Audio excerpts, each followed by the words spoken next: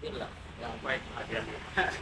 Terima kasih rekan-rekan media yang telah selalu ambil adil ya dalam proses penegakan hukum terkait dengan kejadian di tanggal 17 Desember di 2024 kemarin, yang mana terhadap kejadian tersebut dijadikan dari kita ada 3 orang tersangka atas laporan dari PT MEK.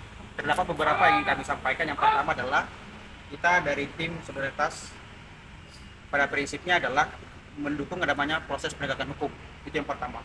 Terus yang kedua, pada hari ini kita hadir dalam proses pemeriksaan terhadap tersangka AW dan 3 orang yang tadi kita sangat lugas menjelaskan bagaimana peran dari beliau, apakah ada memang perbuatan merampas kemerdekaan atau tidak, sebagaimana disangkakan dengan pasal 333 di KUHP. Tadi kita jelas menyampaikan apapun sesuai dengan kronologis yang disampaikan oleh Bapak dan Ibu semua tadi kita jelas. Dan yang ketiga adalah bahwa berdasarkan pemeriksaan tadi pada seperti biasanya ditetapkan sebagai tersangka, tetapi dalam perkara ini kita juga dari tim advokasi memohonkan agar tidak ditahan dan dikabulkan oleh Polres Barelang. Artinya ketiga dari tersangka tidak ditahan oleh Polres Barelang, dan itu juga kita apresiasi untuk hal itu. Tetapi yang perlu juga kita sampaikan bahwa terhadap laporan dari warga terkait dengan kejadian di tanggal 17 Desember 2024, sejauh mana siapa saja yang sudah ditetapkan sebagai tersangka, dan itulah yang ingin kita tekankan, transparansi dalam penegakan hukum terhadap perkara yang juga melibatkan kita sebagai korban, karena korban di semula waktu itu adalah 3 orang. Yang perlu kita juga harus memastikan proses penegakan hukum agar kedepannya Polres Barelang mencari siapa sih pelaku-pelaku yang terlibat dalam penyerangan terhadap masyarakat.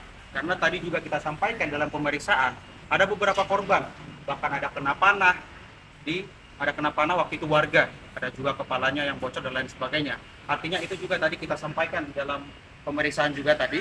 Pada prinsipnya tetap kita dari tim solidaritas mendukung proses penegakan hukum dan harus ada siapa nih pelaku dalam perkara tersebut. Ada lagi tambahan? Bang, mungkin bisa dijelaskan dari 3 warga ini berapa pertanyaan yang dilayangkan dari penyidik kepada para warga yang diperiksa, terus terkait apa aja, Bang? Baik, tadi kebetulan saya mendampingi Pak Aryo ya.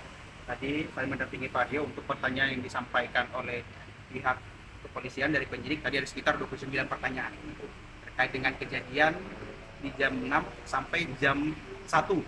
Nah, bagaimana perannya? Kebetulan dari untuk klien kita dari Pak Aryo tadi menyampaikan bahwa dia datang setelah adanya diduga dari PT MEK yang diikat. Artinya dia tidak ada menyentuh dari pihak PT MEK sama sekali. Itu tadi pernyataan dari Pak Rio sendiri.